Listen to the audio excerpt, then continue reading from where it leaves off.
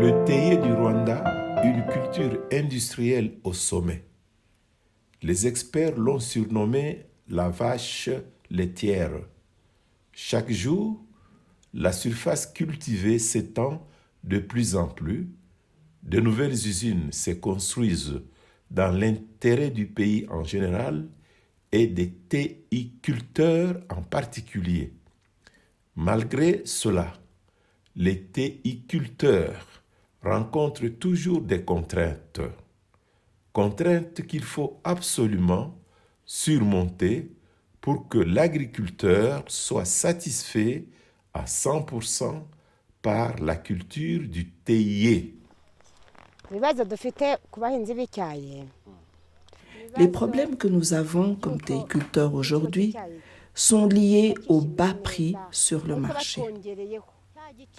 Nous aurions aimé que les prix s'améliorent, ce qui nous permettra d'acheter d'autres terrains pour augmenter la superficie cultivée. Tu le sais, toi aussi, quand la qualité suit la quantité, on trouve facilement le marché et on gagne beaucoup plus d'argent. Plus on est satisfait du bénéfice perçu, plus on élargit la superficie cultivée.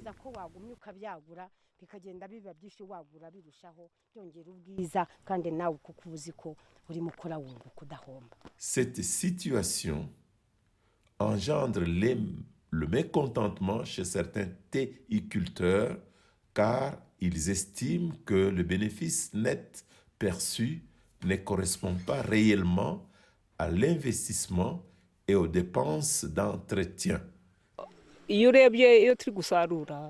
Quand tu regardes et que tu calcules toutes les dépenses liées à la cueillette, au sarclage, aux engrais chimiques, le bénéfice net perçu est très minime.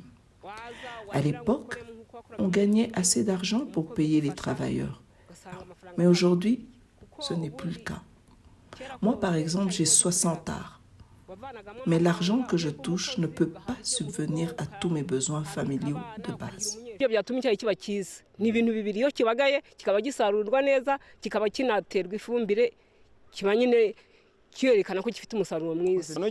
Si tu calcules les frais de fonctionnement, les salaires des travailleurs, au moins 60 francs par kilo de feuilles cueillies, le transport, le sarclage, les contributions à la coopérative et à l'Union nationale des théiculteurs, il ne nous reste plus rien.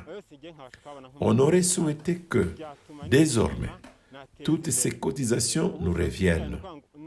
Au moins, je serai motivé et je pourrai étendre la surface cultivée en travaillant avec professionnalisme.